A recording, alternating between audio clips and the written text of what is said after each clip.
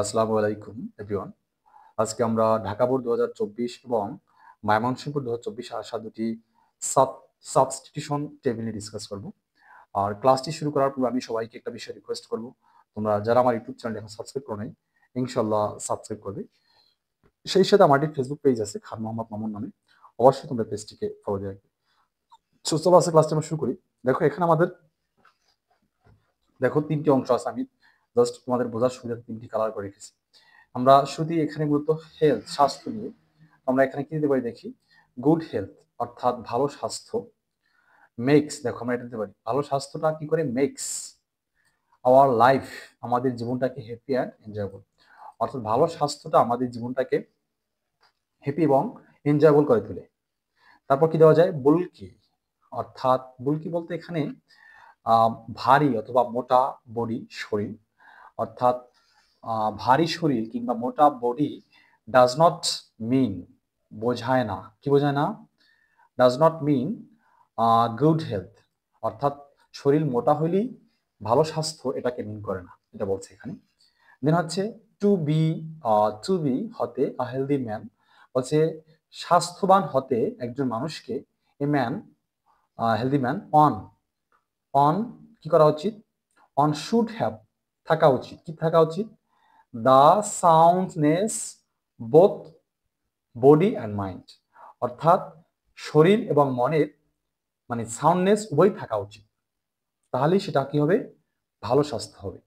তারপর কি, food habit অর্থাৎ খাদ্য অভ্যাস, প্লেস, এখানে প্লেস পালন করে, কি পালন করে, আ ভাইটাল রোল, একটি গুরুত্বপূর্ণ ভূমিকা, ইন অ্যাটেনিং দিস ওয়েলথ, এই স্বাস্থ্যটা,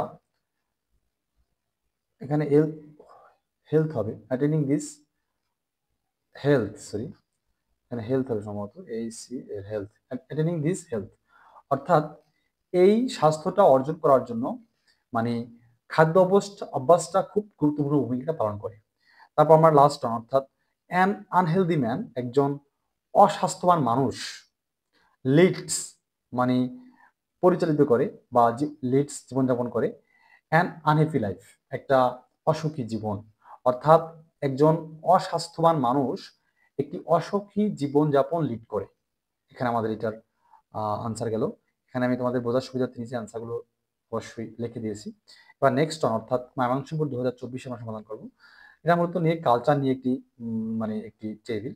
তো আমরা দেখো কালচার দিয়ে কি দিতে পারি, কালচার হচ্ছে, কালচার হচ্ছে সংস্কৃতি, এই বিমানি হচ্ছে আমি যার ওয়াজ ওয়ার এগুলো, তো কালচার যেহেতু সংস্কৃতি এটা সিঙ্গুলার, সো আমরা এখানে বিমানি ইজ ধরবো আমরা এখানে, কালচার ইজ, কালচার হলো আ টার্ম, একটা শব্দ, used for a way of life, অর্থাৎ সংস্কৃতি হলো জীবনের একটি পদ্ধতি বোঝাতে ব্যবহৃত একটি শব্দ, জীবনের পদ্ধতি বোঝাতে একটি শব্দ। আমি আবার রিপিট করছি, দেখো কালচার হচ্ছে ইজ এ টার্ম, একটা শব্দ, used for a way of life, জীবনের একটা উপায় বা পদ্ধতি বোঝাতে একটা শব্দ হচ্ছে কালচার।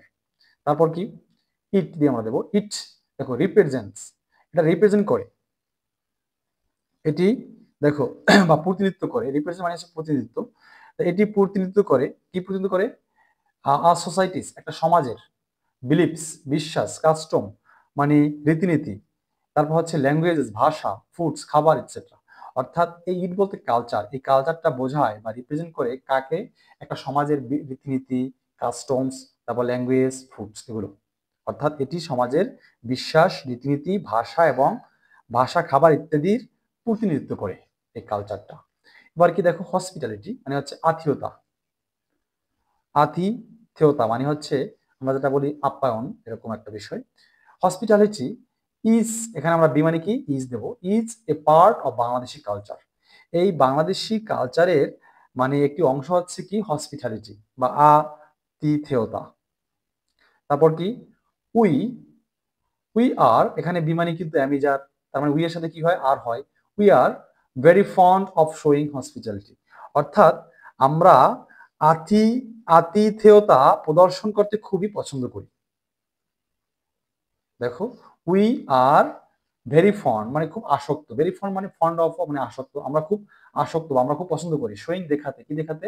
হসপিটালিটি দেখাতে। অর্থাৎ একজন বাসায় আসলে গেস্ট তখন আমরা খুব আপ্যায়ন করি। এটা একটা বাংলাদেশি কালচার একটা অংশ, এখানে সেটাই বলছে। তারপর আমরা লাস্ট ওয়ান কি দিতে পারি? বাট কিন্তু নাও আদেস আজকাল আওয়ার কালচার, আমাদের কালচারটা, এখানে আমরা বি মানে কি? অ্যামিজার, কালচার যেহেতু সিঙ্গুলার এজন্য বি ইজ দেবো আমরা, ইজ ব্যাডলি, অর্থাৎ আহ, নেতিবাচক ভাবে আর কি, ব্যাডলি ইনফ্লুয়েন্সড, প্রভাবিত হচ্ছে by the negative impacts of western culture. অর্থাৎ কিন্তু আজকাল আমাদের সংস্কৃতি পশ্চিমা সংস্কৃতির নেতিবাচক প্রভাব দ্বারা মানে খারাপভাবে প্রভাবিত হচ্ছে। But nowadays our culture is badly influenced, অর্থাৎ খারাপভাবে প্রভাবিত হচ্ছে by the negative impacts of western culture. অর্থাৎ পশ্চিমা সংস্কৃতির নেতিবাচক প্রভাব দ্বারা আমাদের কালচারটা কি হচ্ছে, মানে ব্যাডলি ইনফ্লুয়েন্সড হচ্ছে। সো নিচে এটার অ্যান্সার লেখা আছে, অবশ্যই তোমরা এখান থেকে দেখে নিতে পারো। সো আজকের ক্লাসটি আমরা এখানে শেষ করছি, আবার দেখাবো অন্য কোনো ক্লাসে। সো আল্লাহ হাফিজ।